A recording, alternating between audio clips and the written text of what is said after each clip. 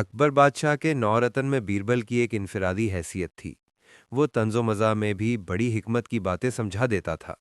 एक दिन बादशाह अपने वजीरों के दरमियान बैठा था कि बीरबल कहने लगा कि बादशाह सलामत, दुनिया में 99% लोग अंधे होते हैं। बादशाह के वज़रा ने बीरबल का खूब मजाक उड़ाया। बादशाह ने बीरबल से कहा कि मुझे ये बात साबित करके दो, वरना तुझे सज़ा होगी। बीरबल ने बादशाह की ये शर्त कबूल कर ली और कहा कि मुझे 2 दिन का वक्त दे दें। अगले दिन सुबह सवेरे बीरबल बादशाह के महल के सामने चारपाई बनने लग गया। जो भी बादशाह के दरबार में आता, वो बीरबल से पूछता कि बीरबल ये क्या कर रहे हो। बीरबल जवाब देता कि मैं चारपाई बन रहा हूँ। एक आदमी आया और कहा कि बीरबल, आज सुबह सवेरे ये किसकी चारपाई बना रहे हो?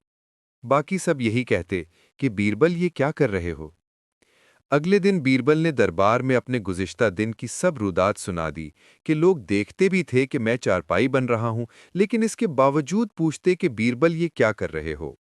इससे मैंने ये नतीजा अखज़ किया कि दुनिया में 99% लोग अंधे होते हैं।